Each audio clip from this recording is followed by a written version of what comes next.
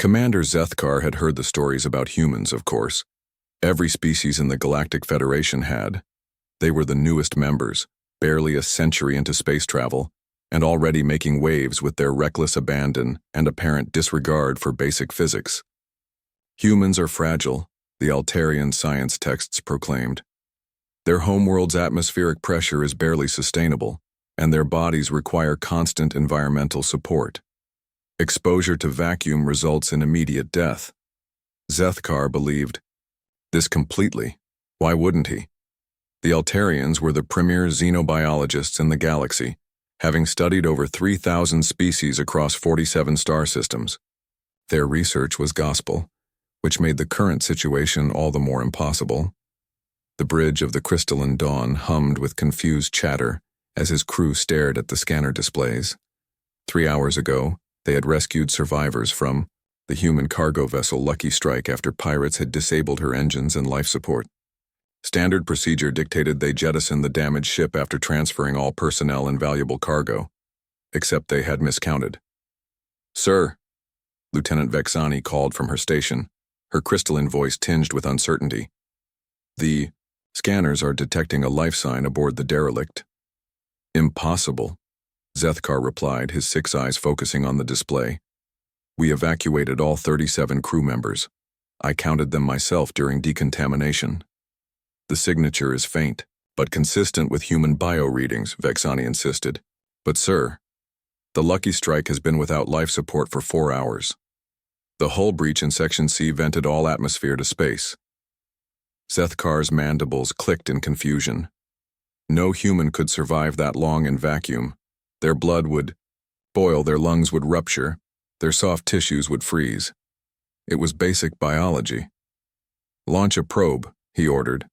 "Visual confirmation only. If there's somehow a survivor, we need to—" The comm system crackled to life with a transmission from the derelict ship. The voice that emerged was distinctly human, slightly scratchy but remarkably calm. Hello there, Crystalline Dawn. This is Chief Engineer Marcus Webb aboard the Lucky Strike. Sorry to bother you folks, but I was wondering if I could get a lift? My ship's looking a bit worse for wear and I'd rather not float out here all day." The bridge fell silent. Zethkar's crew exchanged glances that ranged from confused to terrified. Finally, Communications Officer Toresh found his voice. "Human Webb," he stammered. Are you outside your ship's hull?" "Well, not exactly. Outside," Webb's voice replied cheerfully. "More like hanging onto the maintenance strut near the engine compartment. Lost my footing when those pirates started shooting, and by the time I got back to the airlock, you folks had already buttoned up the ship and moved off. No worries, though. I've got a good grip." Zethkar felt his carapace tingle with disbelief. "Human Webb, are you wearing environmental protection?" There was a pause.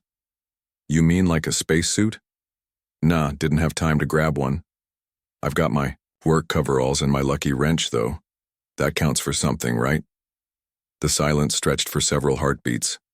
Finally, Vexani spoke up, her voice barely a whisper. "Sir, he's been in hard vacuum for 4 hours, in coveralls."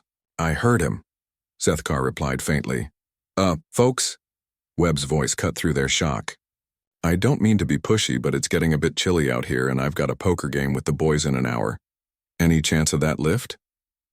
Zethkar shook himself out of his stupor and began barking orders. "Vexani, prepare emergency medical. Toresh, prep the shuttle bay for immediate decontamination. Medica, ready the trauma ward." "Copy that, Commander," Webb replied. "Though I should mention I'm not exactly at an airlock.